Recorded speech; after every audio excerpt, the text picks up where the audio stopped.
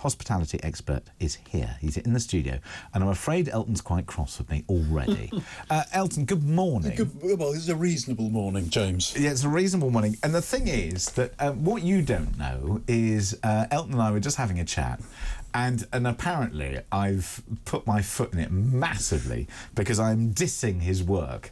I mean, I'm just not very respectful of all the effort you put in. It got heated. Our conversation got heated. So basically, Elton's been off. So he's been checking coffee and olive oil, and he's told me that he's got a video, and I said it's too long. We shouldn't play it. And he went absolutely bananas. You went bananas at me. I've never seen you so. I won't bother making an effort. I won't go to Starbucks in future. I won't do this. Oh, yeah, right. I've never seen him so angry, ladies and gentlemen.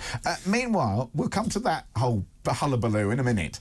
There's a pub chain. Apparently, they've achieved 4.99 out of 5 across the board for their government food hygiene checks. Which one is it? Well, I'm not going to tell you yet, but I'm going to tell you that actually it has 3 component parts: confidence in management, yes, food hygiene safety, yes, structural compliance. Right. I'll give you a clue. Yes. Which this is from their pub in Coventry. For a classic burger, yes, 2 3-ounce patties.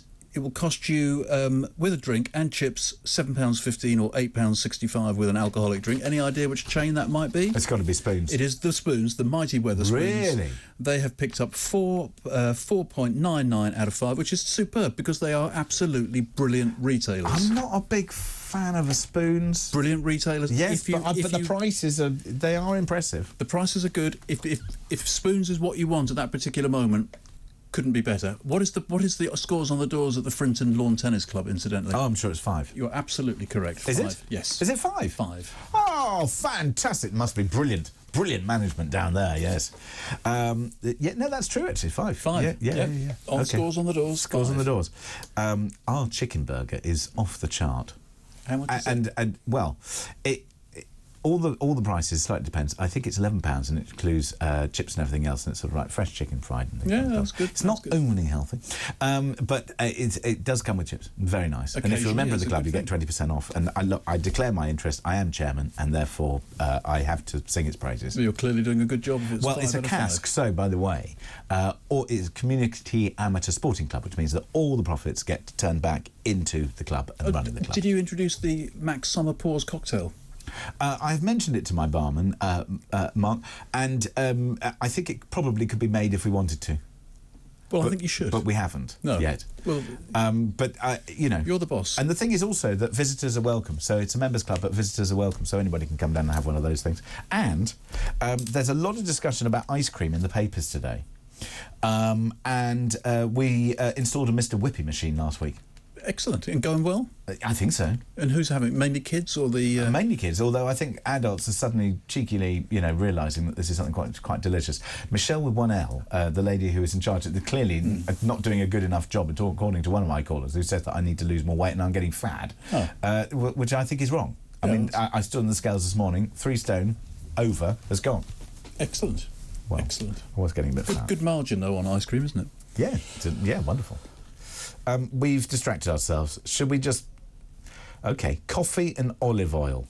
Coffee and olive oil, yes. You've been to Starbucks. I have been to Starbucks to try this, which is Oleato. And everything is in this little video that I made, which is far too long, James. OK, so Elton has made a video. Unbelievable. Here it is now. Good morning, James. I'm here in Greenwich at this Starbucks to taste the new olive oil coffee. Olive oil coffee from Starbucks. I love a bit of innovation. Am I going to like this? Let's find out. Well, here it is. The Cutty Sark's over there, so I'm going to find a place by the Cutty Sark, taste it, and let you know what I think. Well, I've managed to liberate one of these. I have my drink. On this side, it tells me all about it. It says, introducing Oleato Starbucks coffee infused with Patana extra virgin olive oil. Creates a velvety, smooth, deliciously lush experience. That's what it says. It says, it's your coffee ritual uplifted. This is my first ever sip of a coffee latte made with olive oil. Here we go.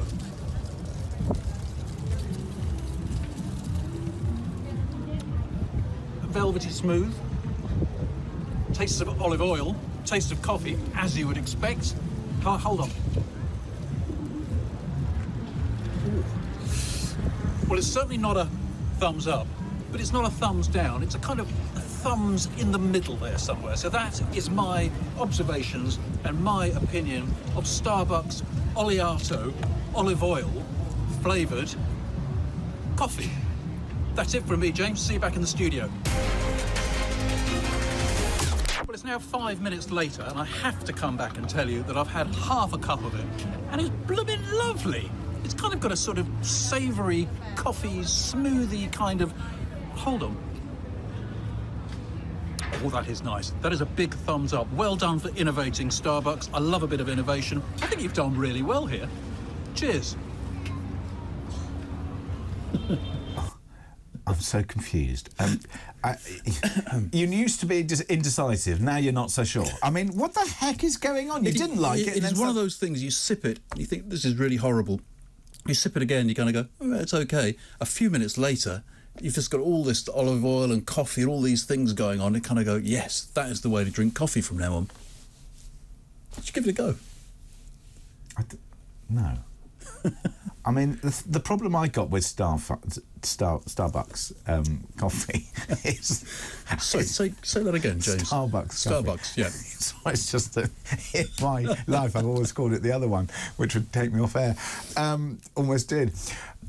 The thing is, never been a fan of it. There's not enough coffee in there, there's too much milk. Well, don't have milk. But then you wouldn't have the olive oil thing, and I don't want that either. And I don't really like their base coffee. I'd much rather have grind coffee. They're the people who will really make it to order. You know, whatever you want, they'll do. Yeah, but they don't. And then they start calling out your name and stuff.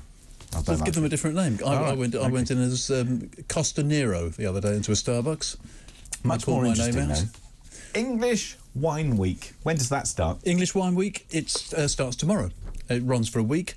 Vineyards will be opening their doors all around the place. There'll be tours and tastings and all sorts of things like that. A perfect time to go.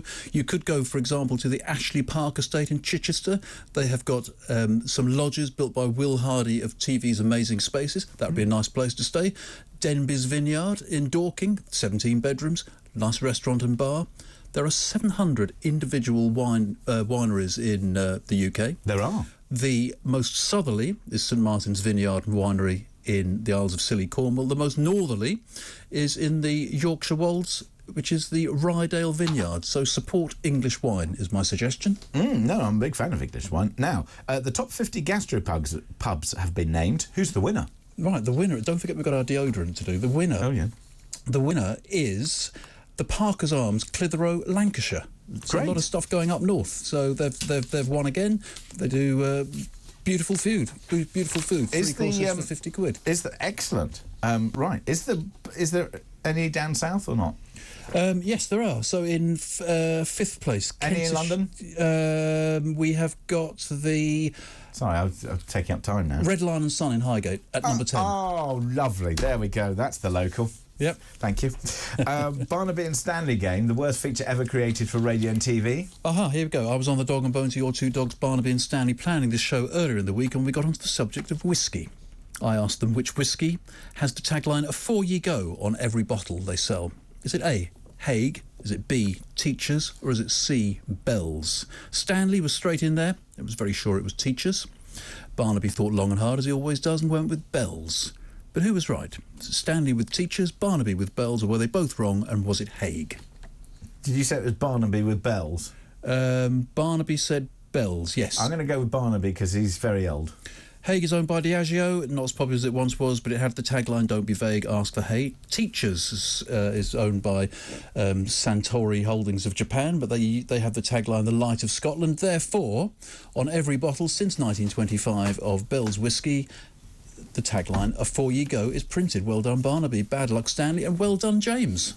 Right, excellent. So I'm going to cause problems production-wise because we're about to take a look at deodorants, but sadly we've run out of time in this particular section. But we're going to deal with this in a second. So, oh good, we're going to be looking at deodorants. Oh, you wait. We've got a great version of this deodorant. Can hardly wait. Meanwhile, also, we're going to be joined by Andrew Jordan. He's the creative director at Jam Industries and TV personality. We'll be finding out from him about all the newspapers as well. That's all coming up here on Talk. 6 minutes past 6, early breakfast underway with me, James Max. Yeah, that was a bit unscheduled there. Now, we must turn our attention to not only the papers, Andrew Jordan, he's co-founder of Jam Industries. We'll find out about them in a second, but also Elton Mouna. I haven't managed to get rid of him from the studio yet. Elton, so you brought some things in with you. I'm still here, and yes, so in that white box you will see there is a deodorant. It is by a company called Fussy. Okay. Yes. And the reason I brought that in, have a little play with it if you like.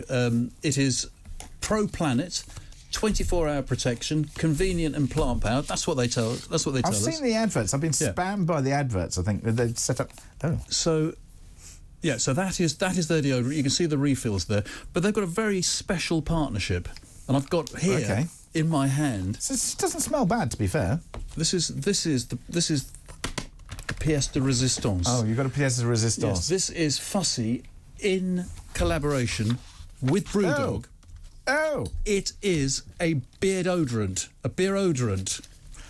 The thing is, if I'm using deodorant, which I don't want to smell like beer, because otherwise you smell like a pub floor. This is to make you smell like Punk IPA. Now, Punk IPA has a bold and hoppy and tropical flavour. So if you look at this... I have to say, this doesn't smell very beery. It's not as bad as I thought it was going to be, to be honest. It has hops, pineapple and grapefruit in it, which is the key component parts of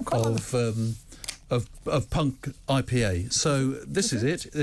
They were on Dragon's Den at one point. They had a crowdfunding in 2020. Plastic free. They're on Instagram at Get Fussy. So a beer inspired deodorant. I thought that might be a first for the James Max early breakfast show. Andrew, what do you make of this? I mean, do you want to have a smell?